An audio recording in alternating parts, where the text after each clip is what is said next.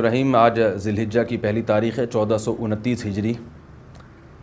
ذی الحجہ کا مہینہ جب شروع ہو جائے تو رسول اللہ صلی اللہ علیہ وسلم کی کچھ ہدایات ہیں اس کے بارے میں۔ آپ صلی اللہ علیہ وسلم نے صحیح حدیث میں فرمایا کہ ما من ایام العمل الصالح فیہا احب الی اللہ من هذه الايام، او کما قال صلی اللہ علیہ وسلم، کہ ان 10 دنوں میں اللہ کو نیک عمل بہت زیادہ محبوب ہے۔ تو یہ جو پہلی تاریخ سے لے کے 10 تاریخ تک کے ایام ہیں، ان میں کوئی بھی نیکی کی جائے، روزہ رکھا جائے، تہجد پڑھی جائے، صدقات و خیرات کیے جائیں، یا کوئی بھی نیکی کا بھلائی کا کام کیا جائے تو اس کا ثواب عام دنوں سے زیادہ ملتا ہے۔ دوسری بات یہ کہ یہ جو ایام ہیں ان کی قرآن مجید میں قسم بھی اٹھائی گئی ہے، والفجر ولیال عشر، قسم ہے فجر کی اور 10 راتوں کی۔ تو جمہور مفسرین اس طرف گئے ہیں کہ ان 10 راتوں سے مراد ذی الحجہ کی راتیں ہیں، تو ان کے دن کی بھی فضیلت ہے اور رات کی بھی فضیلت ہے۔ اور رسول اللہ صلی اللہ علیہ وسلم نے ان ایام کے بارے میں فرمایا کہ جس شخص کا ارادہ ہو، صحیح حدیث ہے، جس شخص کا ارادہ ہو قربانی کرنے کا تو اس کو چاہیے کہ ان دنوں میں اپنے ناخن اور بال نہ کاٹے۔ تو بہتر ہے، مستحب ہے، کوئی فرض واجب نہیں ہے، لیکن افضل یہ ہے کہ جس نے قربانی کرنی ہو تو وہ پہلی تاریخ سے لے کر جب تک قربانی نہ کر لے وہ اپنے بال اور ناخن نہ کاٹے، افضل ہے یہ۔ اور ایام تشریق بھی ہیں ان میں، 9 ذی الحجہ سے لے کر 13 ذی الحجہ تک ایام تشریق شروع ہوتے ہیں، جن میں تکبیرات تشریق ہے، جس میں زور زور سے اللہ اکبر لا الہ الا اللہ اللہ اکبر وللہ الحمد یہ پڑھا جاتا ہے۔ یہ بھی انہی ایام سے منسلک جو ایام ہیں ان کی فضیلت کی بات ہے۔ اور 9 ذی الحجہ کے روزے کی ایک الگ سے فضیلت ہے، عرفہ کا روزہ جسے کہا جاتا ہے، تو 9 تاریخ کا روزہ وہ آپ صلی اللہ علیہ وسلم نے اس کی بہت ترغیب دی ہے۔ تو یہ چند احکام تھے جو ان 10 دنوں سے متعلق تھے۔ اللہ تعالیٰ سے دعا ہے کہ ہمیں ان ایام کی جو فضیلت ہے ان کو حاصل کرنے کی اللہ تعالیٰ ہمیں توفیق عطا فرمائے۔ وما علینا الا البلاغ۔ مفتی صاحب، حج کی فضیلت اور نہ کرنے کی وعید۔ ایک روایت میں آتا ہے کہ جو حج جس پر لازم ہوا وہ حج نہ کرے تو وہ یہودی ہو کے مرے، عیسائی ہو کے مرے، مجھے اس کی پرواہ نہیں ہے۔ اور قرآن کے الفاظ دیکھو کہ وَلِلَّهِ عَلَى النَّاسِ حِجُّ الْبَيْتِ مَنِ اسْتَطَاعَ إِلَيْهِ سَبِيلًا، اللہ کے لیے لوگوں پر لازم ہے کہ جو بیت اللہ جانے کی استطاعت رکھتے ہیں وہ بیت اللہ کا حج کریں۔ آگے قرآن کے الفاظ دیکھو، وَلِلَّهِ عَلَى النَّاسِ حِجُّ الْبَيْتِ مَنِ اسْتَطَاعَ إِلَيْهِ سَبِيلًا۔ آگے کیا الفاظ ہیں؟ وَمَنْ كَفَرَ فَإِنَّ اللَّهَ غَنِيٌّ عَنِ الْعَالَمِينَ، جو انکار کرے گا تو اللہ تمام جہان والوں سے غنی ہے۔ کیا مطلب؟ بہت بڑی دھمکی ہے کہ جو نہیں آئے گا نا استطاعت کے باوجود، اللہ کو اس کی کوئی ضرورت نہیں ہے۔ یہ جب دھمکی کے الفاظ واضح نہیں ہوتے نا، مبہم ہوتے ہیں، تو بلاغت کا قاعدہ ہے کہ یہ دھمکی چھوٹی نہیں ہوتی بلکہ بہت بڑی ہوتی ہے۔ تو اللہ کہہ رہے ہیں مجھے پھر تمہاری ضرورت، مجھے تمہاری کوئی ضرورت نہیں ہے۔ تو اسلام کا ایک رکن ہے۔ آج کیا ہوتا ہے، میں حج پہ جب گیا تھا، افسوس کے ساتھ کہنا پڑتا ہے کہ سارے بڈھیاں آ رہی ہوتی ہیں حج کے لیے۔ ٹھیک ہے، اللہ ان کو اس عمر میں توفیق دے رہا ہے، اچھی بات ہے، نہ آنے سے بہتر تھا کہ چلو اب آ گئے۔ میرے بھائی یہ جوانی کا کام ہے، سمجھتے ہو؟ جب جیسے ہی پیسہ آئے سب سے پہلا کام کیا کرو؟ حج کرو۔ اس کو ڈیلے کرتے ہیں، سارے کاموں سے فارغ ہو کر، بچیوں کی شادیاں، اپنی بھی 4 ٹوٹل مکمل، سوری غلطی سے نکل گیا، اپنی بھی شادی ہو گئی، کچھ چیزیں میرے منہ سے غلطی سے نکل جاتی، اپنی بھی ایک شادی ہو گئی، اور پھر کیا ہے کہ وہ سارے بزنس سے فارغ ہو ہلا کے جب اب کرنے دھرنے کا کچھ بھی نہیں ہے، بیٹھا ہوا ہے۔ کیا کریں یار، بوریت بہت ہو رہی ہے۔ اردو غل بھی ساری قسطیں ختم ہو گئیں، دیکھ لیا، کوئی نئی سیریز بھی نہیں آ رہی، وہ ڈرامہ چل رہا تھا وہ بھی ختم، نئی فلم بھی دیکھ لی، ٹھیک ہے نا، سب کچھ ہوا کہ کیا کریں یار۔ اب بیگم کو مشورہ دو، چلیں حج پہ نہ چلیں؟ چلو ٹھیک ہے، کہاں چلتے ہیں؟ حج پہ چلتے ہیں۔ ٹھیک ہے بھائی، ہم جو بڑھاپے میں بھی جا رہے ہیں، ہم خدا نہ خواستہ ان کو برا نہیں کہہ رہے، نیکی تو جس عمر میں کی جائے، جب اللہ قبول کر رہا ہے تو ہم کون ہوتے ہیں؟ لیکن یار تم باقی تو سارے کام تم نے جوانی کے لیے رکھے ہوئے ہیں، حج تم مؤخر کر رہے ہو جب ارطغرل ڈرامے کی ساری قسطیں ختم ہو جائیں گی۔ بری بات ہے نا یہ۔ جب آپ اللہ کے حکم کو ویلیو نہیں دو گے تو اللہ آپ کو ویلیو دے گا۔ دیکھو حج آپ کی زندگی پلٹ دیتا ہے، تو زندگی پلٹنے کی ضرورت جوانی میں ہے۔ جوانی میں چینج ہو گئے، آگے خیر کا بہت زیادہ موقع ملے گا، بہت موقع ملے گا۔ در جوانی توبہ کردن شیوائے پیغمبری، جوانی میں توبہ کرنا کس کا کام ہے؟ پیغمبروں کا کام ہے۔ تو حج میں انسان بعض دفعہ زندگی چینج ہو جاتی ہے اس کی. جب وہ اللہ کے شاعر دیکھتا ہے نا وہاں پہ کیسا لاکھوں کا مجمع منا سے عرفات سے نکل کے مزدلفہ چیونٹیوں کی طرح لوگ ہوتے ہیں, کیسی ایک اللہ کی نشانیاں نظر آتی ہیں وہاں پہ, کیسا دیوانوں کی طرح بیت اللہ کا طواف. بقرعید کے 3 دنوں میں جو طواف زیارت ہوتا ہے نا, اتنا رش پوری دنیا میں کہیں نہیں ہوتا.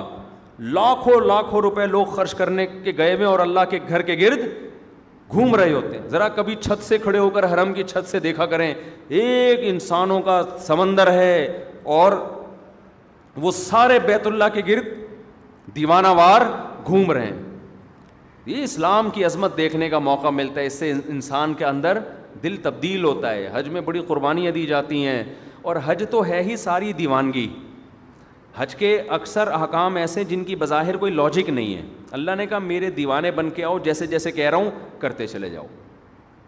کیسے عجیب عجیب کام کروائے جاتے ہیں. سب سے پہلے ہم سے ہمارا لباس اتروا لیا, 3 پیس سوٹ اور ٹائی میں جو گھوما کرتے تھے, بالوں کی کٹنگ, اور ان کو 2 چادریں پہنائی جا رہی ہیں. اب انسان کے بچے بن کے آنا ہمارے گھر میں. اگر دیوانے ہو تو دیوانوں والا اسٹائل چاہیے. ابھی وہ جو آفس جس اسٹائل میں جاتے ہو نا, وہ والا اسٹائل بولو نہیں چلے.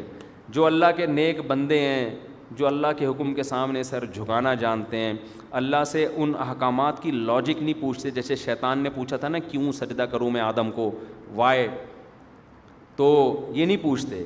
ابراہیم علیہ السلام کو اللہ نے حکم دیا بیٹے کو ذبح کرو. یہ حکم بظاہر زیادہ اللاجیکل تھا کہ معصوم بیٹے کی گردن کاٹنے کا حکم دیا جا رہا ہے.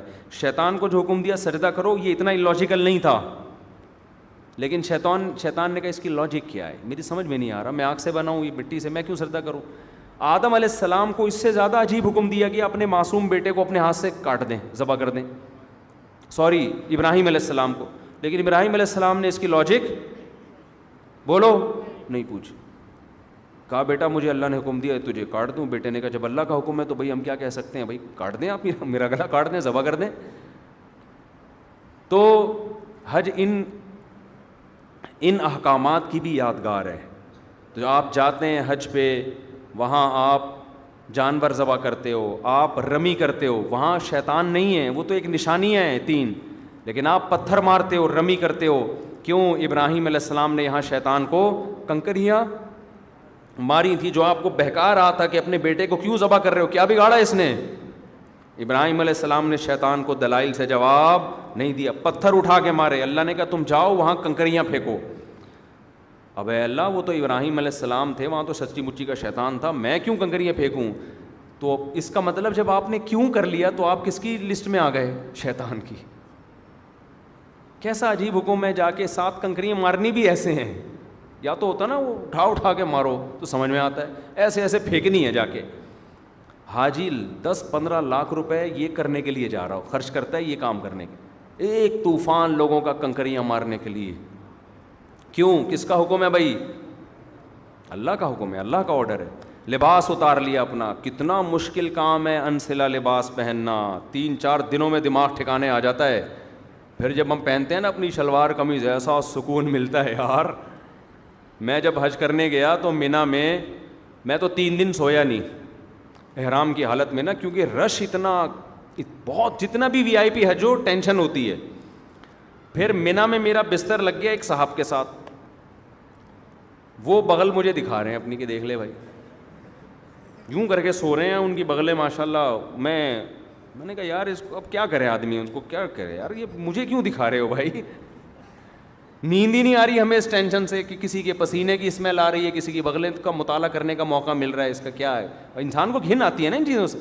لیکن لا رفث ولا فسوق ولا جدال فی الحج, آپ کو چیخنے چلانے کی اجازت نہیں ہے کہ کیا کر رہا ہے, تجھے تمیز نہیں ہے حج کرنے کی.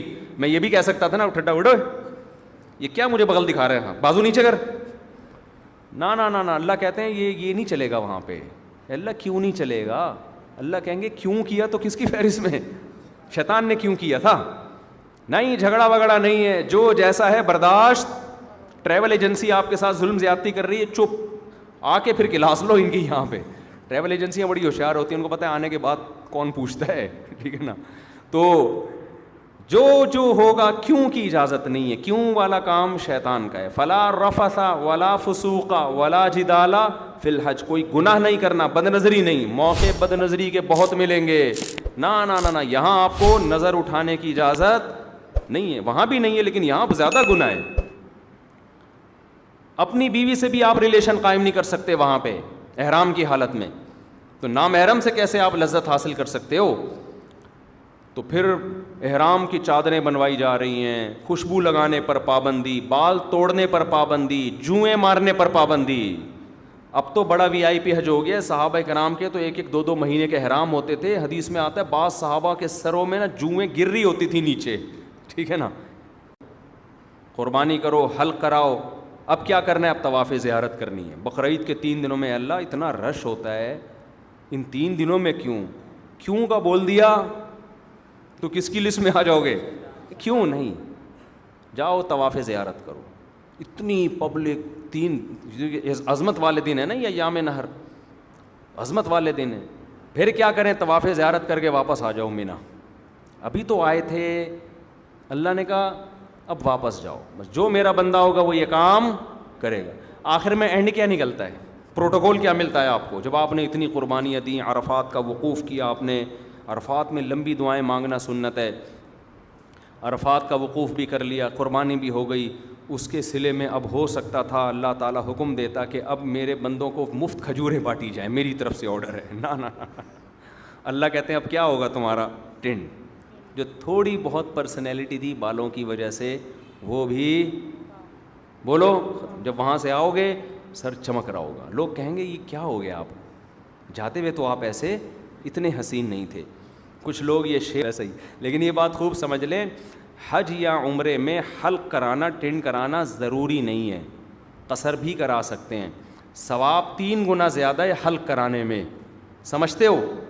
لیکن قصر کرانا بھی کیا ہے, بال ایک پورے کے برابر چھوٹے کرنا بھی کیا ہے, جائز ہے. تو جو کام جائز ہوتا ہے اس پہ کسی کو ملامت نہیں کی جاتی. میں نے جب پہلی بار حج کیا, میرے اتنے بڑے بڑے بال تھے, میں نے ان بالوں کی قربانی دے کے ٹینٹ کرا لی. آپ کو پتہ ہے اتنے بڑے بال ہونے میں بڑا ٹائم لگتا ہے. ہم نے ٹینٹ کرائی, ہم نے کہا یار یہ سنت ایک دفعہ ہم زندہ کریں گے, حلق کی سنت. ٹینٹ کرا لی ہم نے, عمرے میں بھی ٹینٹ کرائی, حج میں بھی ٹینٹ کرائی. دوبارہ میں عمرے پر گیا, میں نے ٹینٹ نہیں کرائی, میں نے قصر کرا لیا. میں نے کہا چلو حلق کی سنت زندہ کر دی ایک دفعہ, اب ہم قصر کرا لیتے ہیں تاکہ گھر میں تھوڑی سی عزت ہو ہماری. اسی کی وجہ سے تھوڑی سی عزت گھر میں شادی شدہ آدمی کی کہاں کیا عزت ہوتی ہے آپ کو پتہ ہے. تھوڑی سی بالوں کی وجہ سے عزت رہ گئی ہے, وہ بھی ٹینٹ کرا لی تو ختم ہو جائے گی, دہشت گردی کا جڑ سے خاتمہ ہو جائے گا. تو تھوڑی سی تو دہشت رہے نا, جڑ سے تھوڑی خاتمہ کرنا ہے دہشت گردی. خیر بہرحال ثواب حلق میں ہی زیادہ ہے, ٹینٹ کرانے میں ہی زیادہ ہے. لیکن میں نے کہا اب میں عمرہ کرتا ہوں تو حلق کراؤں گا, تو قصر کراؤں گا. قصر کرا لیا. جہاز میں لوگ تانے دے رہے تھے مجھے, یار آپ مولانا ہو, آپ نے عمرہ کیا, ٹینٹ یہ کیسا عمرہ ہے, یہ کیسا عمرہ ہے. تو یہ پھر شرعی حدود سے کیا ہے, زیادتی ہے. جب اللہ نے اجازت دی ہے تو آپ کو ملامت کرنے کا حق. میں نے کہا اب تو میں قصر ہی کراؤں گا, کیونکہ آپ کو اعتراض کیوں ہو رہا ہے اس پہ, میری مرضی. تو اللہ سے آگے نکلنے کی کوشش نہ کریں. بعض دفعہ بعض لوگ, میں جب جدہ میں تھا تو وہاں میں نے دیکھا بہت سے لوگ یہاں 5-6 سال سے جاب کر رہے ہیں, عمرہ نہیں کر رہے. وہ میں نے کہا کیوں نہیں کرتے عمرہ یار, تمہارے تو حرم اتنا قریب ہے. کہہ رہے ہیں یار ٹینٹ کرانی پڑے گی, ہم نہیں کرا سکتے.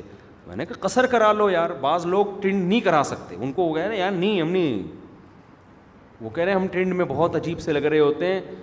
تو جب اللہ نے آپشن دیا ہے تو چلو, میں نے کہا یار بالوں کی قربانی نہ دو, یہ تو اللہ نے اجازت دی ہے نا, تو قصر کرا لو. تو ان کو پتہ ہی نہیں تھا کہ قصر بھی ہو سکتا ہے. تو اس لیے آپ حج عمرے سے اس وجہ سے رک جائیں کہ ٹینٹ کرانی پڑے گی, یہ غلط ہے. عمرہ کریں ٹینٹ سے. اگر آپ کو بہت زیادہ نفرت ہے تو بہتر تو یہی ہے کہ کرا لیں, قربانی دے دیں اللہ کی خاطر.